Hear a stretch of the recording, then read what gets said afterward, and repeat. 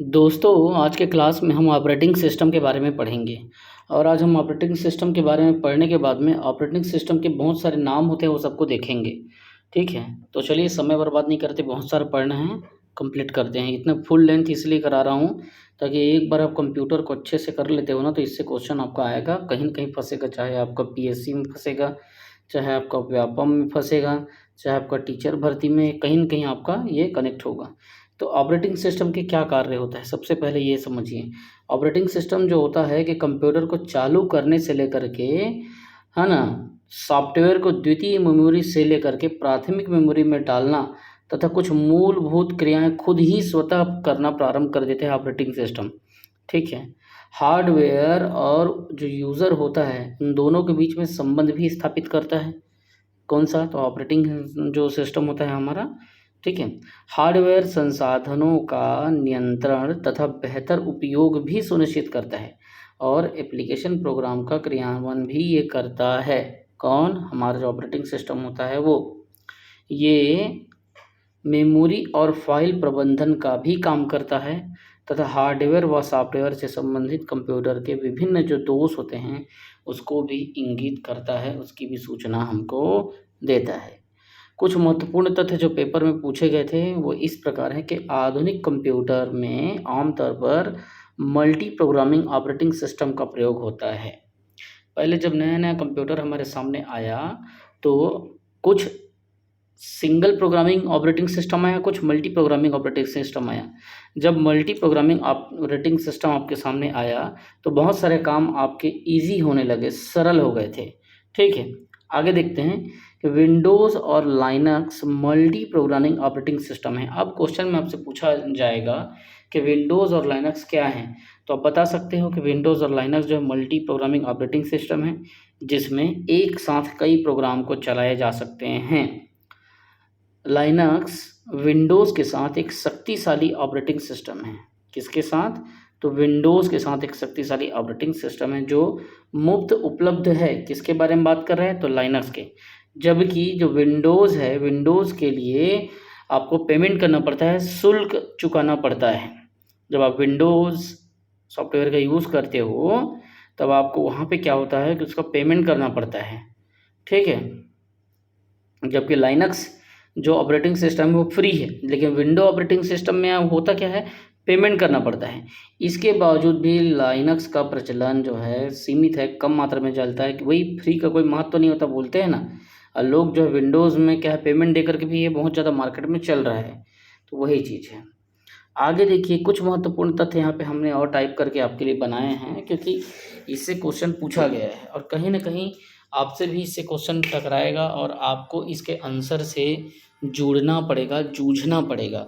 तो यहाँ पे आप इस चीज़ को ध्यान दे देवें कि इस महत्वपूर्ण तथ्य में 2-3 प्रमुख बातें आपको देखने को मिलेगा, उसको थोड़ा-सा अपन देख लेते हैं। जैसे कि यूनिक्स यूनिक्स जो है सी भाषा में लिखा जाने वाला पहला ऑपरेटिंग सिस्टम। इस क्वेश्चन को पूछा था कि सी भाषा में लिखा जाने वाला पहला ऑपरेटिंग सिस्टम कौन सा है। मैं पूछूंगा टेस्ट में, याद रखना बेटा, स्टार बना दो। यूनिक्स है। ठीक है? इसमें किसी नई मशीन में इसका प्रयोग आसान हुआ जब इसको कहना चाहिए कि सी भाषा में लिखा जाने लगा। फिर यूनिक्स की लोकप्रियता को देखते हुए सन 2000 में कंप्यूटर निर्माण की जो शीर्ष कंपनी, जैसे आईबीएम कंप्यूटर बनाती है, एचपी बनाती है, कॉम्पैक्ट बनाती है, ठीक है, माइक्रोसिस्टम बनाती है, आदि ने इसके परिमार्जन व विकास हेतु जीनोम फाउंडेशन की स्थापना की। किन्होंने की? ये सभी ने मिल करके जीनोम फाउंडेशन की स्थापना की कि जो सन 2000 में कंप्यूटर निर्माण की जो तकनीक है उसमें चेंजेस करें। उस परिमार्जन मतलब क्या? सुधार करना, और विकास मतलब डेवलपमेंट करना। तो उन्होंने क्या किया? जीनोम फाउंडेशन की स्थापना किया और कंप्यूटर को डेवलप करने का काम कर दिया। आगे देखिए कि लाइनक्स का नाम उसके खोजकर्ता लाइनस टोरवाल्ड्स के नाम पर पड़ा था। लाइनस टोरवाल्ड्स के नाम पर पड़ा था, इसीलिए लाइनक्स कहा जाता है।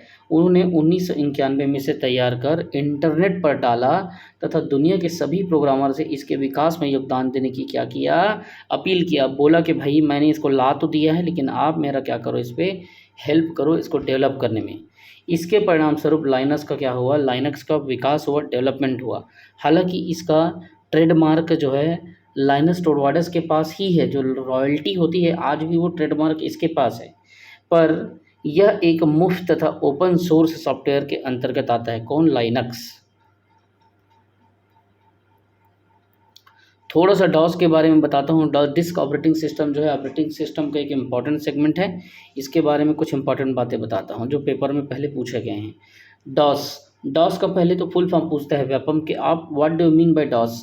डॉस का फुल फॉर्म होता है डिस्क ऑपरेटिंग सिस्टम। आपको फुल फॉर्म पूछेगा DOS का, तो ये होता है क्या? डिस्क ऑपरेटिंग सिस्टम इसका फुल फॉर्म होता है। ठीक। डिस्क ऑपरेटिंग सिस्टम टर्म कई सिंगल यूज़र ऑपरेटिंग सिस्टम के बारे में बताती है जो पीसी के लिए या पर्सनल कंप्यूटर के लिए 1980 के शुरुआती दशक में डेवलप किया गया था। डॉस में पीसी डॉस और MS डॉस दोनों प्रकार को नाम को सुन लो, समझ लो। डॉस में पीसी पर्सनल कंप्यूटर के लिए डॉस तथा MS डॉस, ठीक है, माइक्रोसॉफ्ट डॉस में सर्वाधिक व्यापक वर्जन थे। ये दो वर्जन जो थे पीसी डॉस और MS डॉस सर्वाधिक व्यापक वर्जन थे। माइक्रोसॉफ्ट ने, किसने? तो माइक्रोसॉफ्ट ने IBM के लिए पीसी डॉस बनाया था। किसने बनाया? तो इस क्वेश्चन को पूछा था, ठीक है, कि किसने IBM के लिए पीसी डॉस बनाया? तो माइक्रोसॉफ्ट ने बनाया था, याद रखना। माइक्रोसॉफ्ट ने क्या IBM के लिए पीसी डॉस बनाया था, जो IBM द्वारा अपने कंप्यूटरों में बेचे और इंस्टॉल किए गए थे। IBM ने क्या किया? माइक्रोसॉफ्ट से खरीदा पीसी डॉस को। डॉस क्या है? डिस्क ऑपरेटिंग सिस्टम है। ऑपरेटिंग सिस्टम है डिस्क को ऑपरेट करने का, ठीक है। तो डिस्क ऑपरेटिंग सिस्टम डॉस जो है माइक्रोसॉफ्ट ने IBM के लिए पीसी डॉस बनाया, जिसे IBM ने क्या किया? कंप्यूटर में बेचने के लिए और इंस्टॉल करने के लिए यूज किया। इसी समय या उसी समय माइक्रोसॉफ्ट ने ही IBM के सहायक जो पर्सनल कंप्यूटर थे और भी जो भी दूसरे सहायक जो असिस्ट करते थे पर्सनल कंप्यूटर, उसके निर्माताओं को, जो उसको बनाता था उसके सहायक पर्सनल कंप्यूटर को, उसको MS डॉस को बेचा, ठीक है। तो इसमें ये माइक्रोसॉफ्ट ने IBM के लिए क्या बनाया? तो पीसी डॉस को बनाया, उसको पूछा जाता है। थोड़ा सा DOS डिस्क ऑपरेटिंग सिस्टम के बारे में थोड़ा सा आपको डिटेल बताना चाहूँगा। ये इससे पूछा जाता है। पहले तो आप फुल फॉर्म समझ गए कि डॉस का फुल फॉर्म क्या होता है? डिस्क ऑपरेटिंग सिस्टम, बस यही इसमें ज़्यादा है, ज़्यादा पूछना नहीं है, लेकिन फिर भी थोड़ा सुन लो। एक सिंगल यूज़र ऑपरेटिंग सिस्टम है डॉस। डॉस क्या है? एक सिंगल यूज़र ऑपरेटिंग सिस्टम है जो पिछली शताब्दी के 90 दशक के प्रारंभ में विकसित पर्सनल कंप्यूटर के लिए बनाया गया था। किसके लिए? 90 दशक के, ठीक है, 90 दशक के प्रारंभ में शुरुआती दौर में विकसित पर्सनल कंप्यूटर के लिए डॉस को बनाया गया था। इसके दो प्रचुरता से प्रयुक्त वर्जन है पीसी डॉस और MS डॉस, अपन अभी बात किए, जिसको माइक्रोसॉफ्ट कॉरपोरेशन ने विकसित किया या डेवलप किया था। इन दोनों वर्जन के फंक्शन एक से हैं, बिल्कुल मिलते जुलते हैं। पीसी डॉस के और MS डॉस के जो फंक्शन इन दोनों के मिलते जुलते हैं। मूल फर्क कंप्यूटर की किस्मों में जिस पर ये लगाए गए थे, किसमें था मूल फर्क? मूल फर्क जो है कंप्यूटर का जो किस्म था उसमें था, जहाँ पे ये सेट किया गया था, इंस्टॉल किया गया था। माइक्रोसॉफ्ट पीसी डॉस IBM के लिए बनाया था। माइक्रोसॉफ्ट पीसी डॉस IBM के लिए बनाया था, जिसने पीसी डॉस तैयार कर अपने कंप्यूटर पर लगातार उसे बेचा था, ठीक है। तो माइक्रोसॉफ्ट ने पीसी डॉस IBM के लिए बनाया था, जिसने पीसी डॉस तैयार कर, कौन सा डॉस तैयार कर? पीसी डॉस तैयार कर अपने कंप्यूटरों पर लगातार बेचा। उसी समूह माइक्रोसॉफ्ट ने ही MS डॉस की मार्केटिंग कर उसकी या उनकी IBM के साथ में कंपेटिबल जो पीसी है उसको बेचा, ठीक है। तो बस इसमें आपको क्या पूछेगा? पहला पूछेगा एक तो क्या है डॉस, तो डॉस भैया डिस्क ऑपरेटिंग सिस्टम है। क्या है? तो सिंगल यूज़र ऑपरेटिंग सिस्टम है, बस, है ना। और ये कहना चाहिए कि पिछली शताब्दी के 90 दशक के प्रारंभ में विकसित ये पर्सनल कंप्यूटर के लिए इसे बनाया गया था। इसमें ज़्यादा घुस के एकदम परेशान नहीं होना है।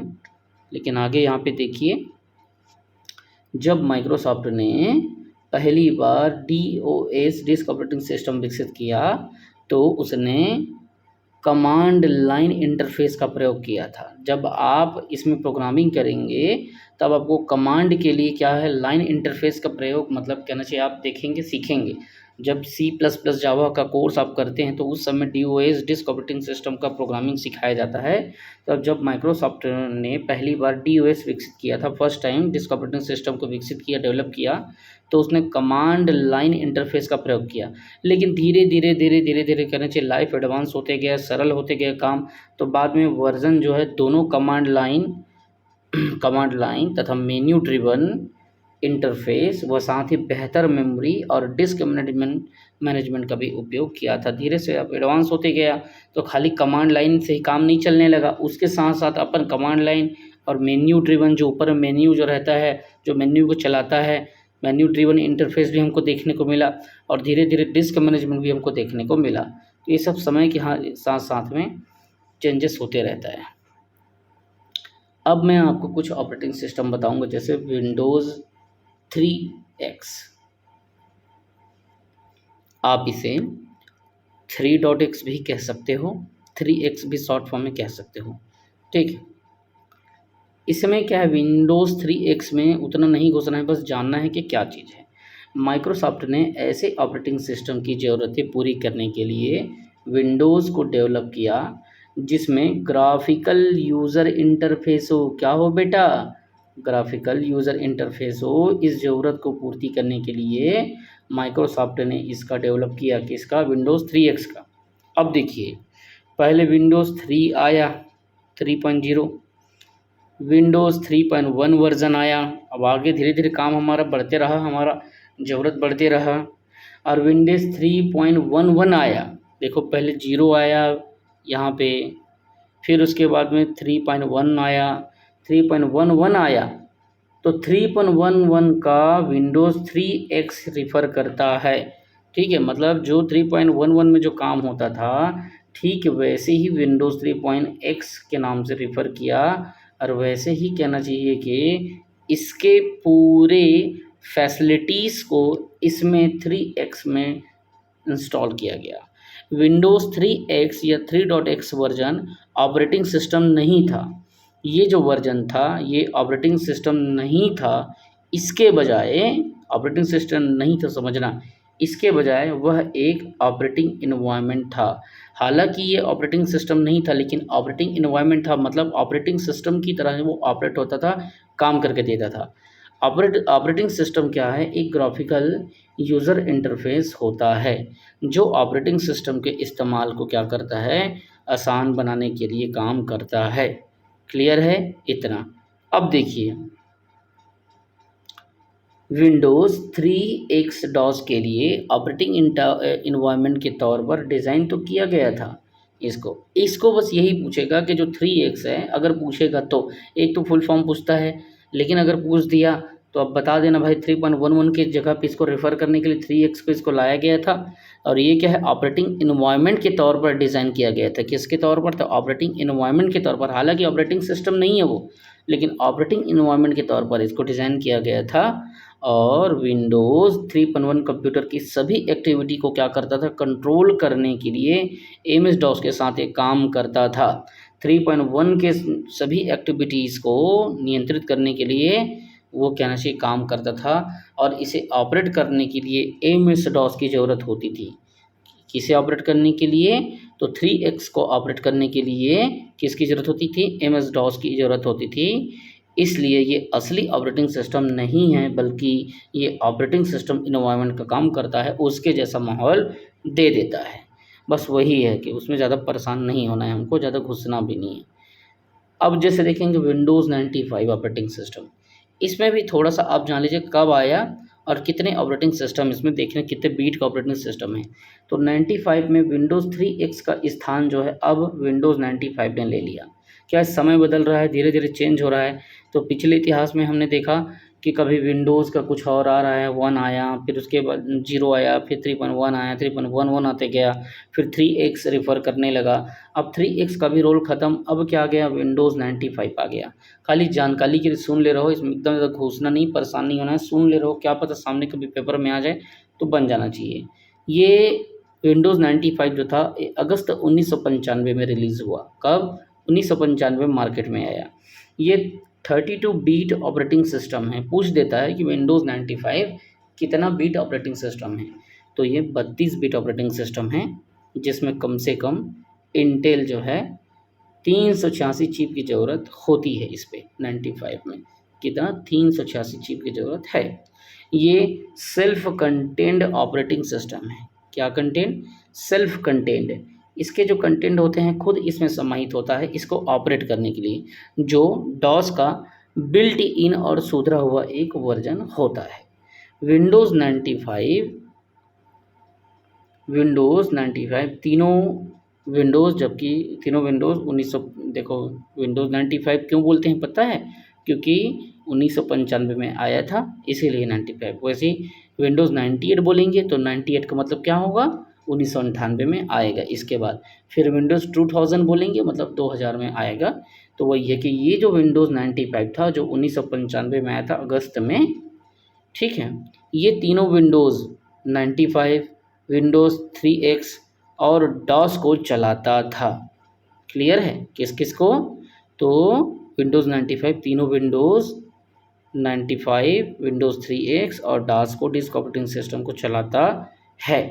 विंडोज़ 95 में प्लग एंड प्ले और नेटवर्क कैपेबिलिटी होती है। क्या होता है इसमें? प्लग एंड प्ले और नेटवर्क कैपेबिलिटीज़ होती है इस ऑपरेटिंग सिस्टम में। ठीक है, बस इसका नाम आप सुन लो कि इन निम्न में से ऑपरेटिंग सिस्टम कौन सा है कौन सा नहीं है। 1995 कब आया? तो ये अगस्त में आया। बस कितने बीट ऑपरेटिंग सिस्टम? तो 32 बीट ऑपरेटिंग सिस्टम। ठीक है, और ये डॉस का क्या है? बिल्ट इन, इनबिल्ट अपन बोलते हैं ना, वही चीज़ है। इनबिल्ट और सुधरा हुआ चेंज किया गया है एक वर्जन है। बस इसमें ज़्यादा परेशान नहीं होना है। ठीक, अब देखो मैंने बताया ना विंडोज़ 95 के बाद 98 आया, अब आ गया 98 का मतलब ये हुआ बेटा कि अब ये जो वर्ज़न है ये 1998 को मार्केट में आ रहा है। कब आया? तो ये माइक्रोसॉफ्ट द्वारा 25 जून 1998 को रिलीज़ हुआ और ये भी ग्राफिकल ऑपरेटिंग सिस्टम है। क्या है? Graphical operating system. इसने विंडोज़ 95 का स्थान ग्रहण किया था। किसने? विंडोज़ 98 ने। अब ये थोड़ा चेंज हो रहा है, डेवलप हो रहा है। ये क्या करेगा? Internet explorer, outlook express, front page, information देखने, मतलब विभिन्न प्रकार के काम को करने के लिए ये सक्षम होता है।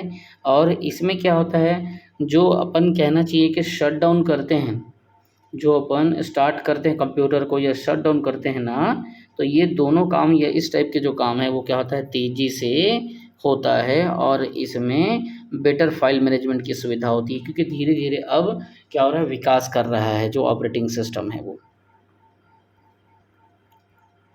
अब है विंडोज़ एक्सपी। एक्सपी के बारे में भी थोड़ा सा देखिए कि माइक्रोसॉफ्ट विंडोज़ एक्सपी ख़ास तौर पर क्या है?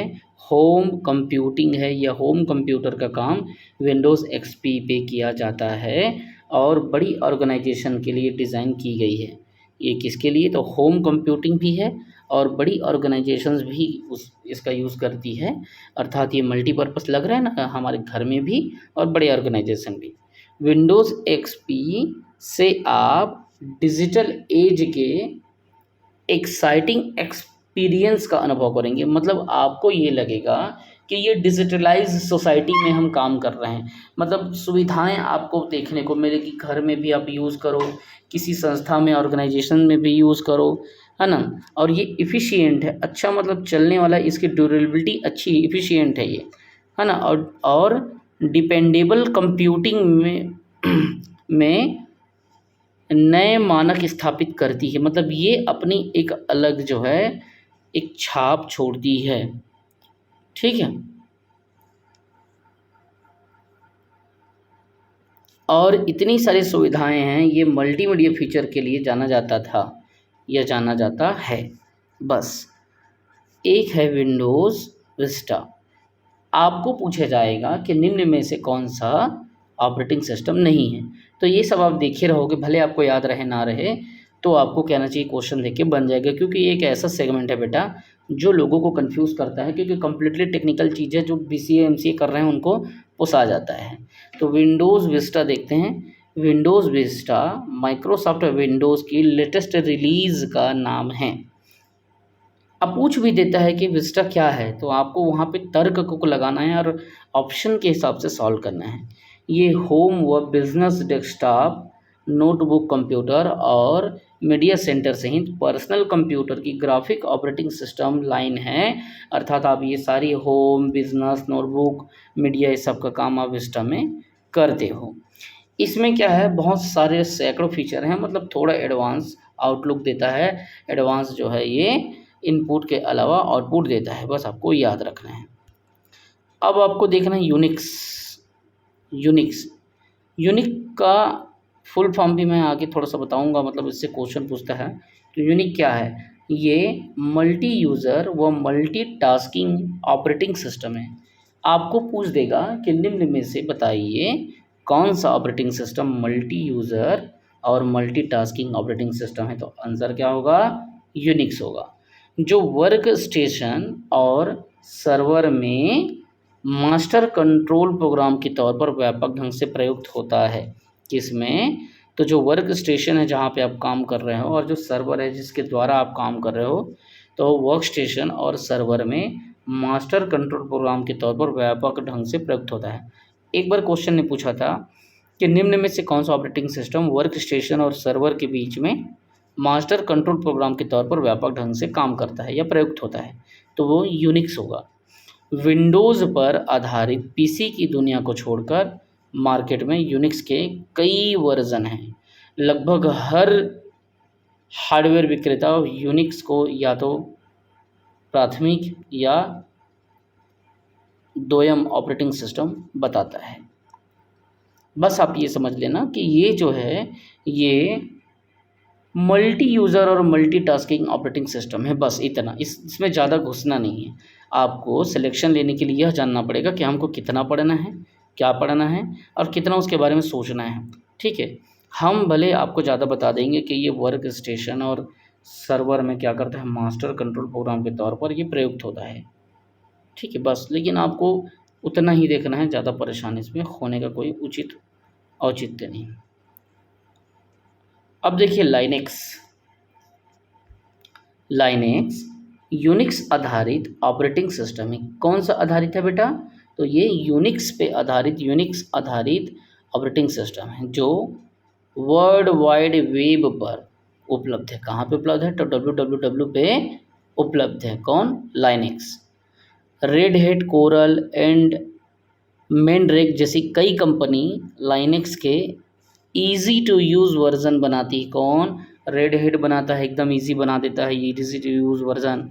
कोरल बना देता है, कोरल एंड मैनड्रेक, ये सब जो कंपनी हैं लाइनेक्स का क्या बनाता है, क्योंकि ये एक कहना चाहिए कि लाइनेक्स जो है यूनिक्स आधारित ऑपरेटिंग सिस्टम है। ठीक है, तो इसको इजी टू यूज़ का वर्जन बनाने का काम करती है ये सारी कंपनियाँ, रेड हैट, कोरल एंड मैनड्रेक, ये कंपनी जो आप खरीद सकते हैं। रेड हैट लाइनेक्स लोकप्रिय वर्जन माना जाता है। अब इसमें सिर्फ एक ही काम का चीज़ है, क्या? तो लाइनेक्स जो है यूनिक्स आधारित ऑपरेटिंग सिस्टम पूछेगा। लाइनेक्स कौन से ऑपरेटिंग सिस्टम पे आधारित है, तो आप बता देना यूनिक्स पे।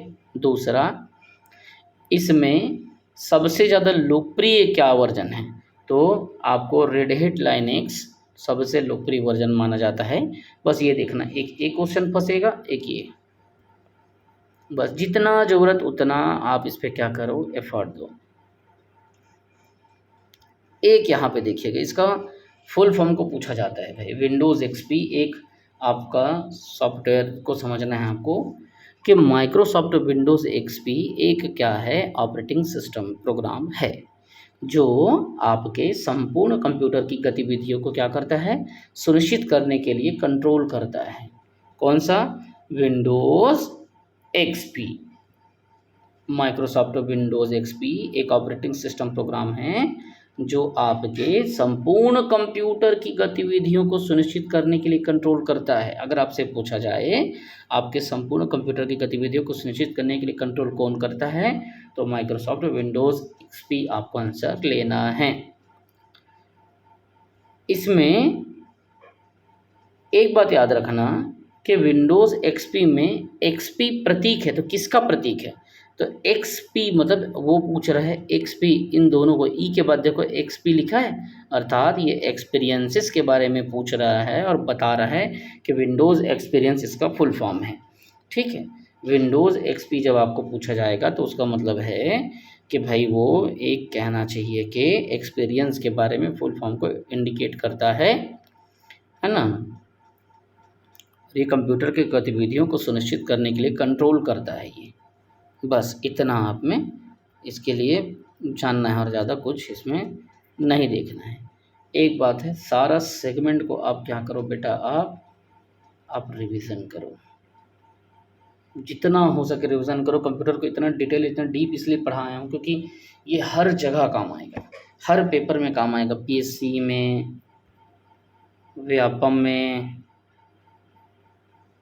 रेलवे में, मैं जानते तो रेलवे में हूँ और बहुत सारे इसके एग्ज़ाम भी निकाल चुका हूँ, तो मेरे को पता है कि कंप्यूटर से 100% पूछेगा आपको, है ना। व्यापम में, पीएससी में, रेलवे में, और अभी सामने जितनी भी हॉस्टल अधीक्षक, टीचर, इस टाइप का एग्ज़ाम आएगा सब में। तो बस मैं आपको बार बार समझा रहा हूँ, बस रिविज़न करते रहें। जो जितना रिविज़न करेगा वो उतना आगे बढ़ेगा। ठीक है, बाकी अगली क्लास में अपन देखते हैं इसको।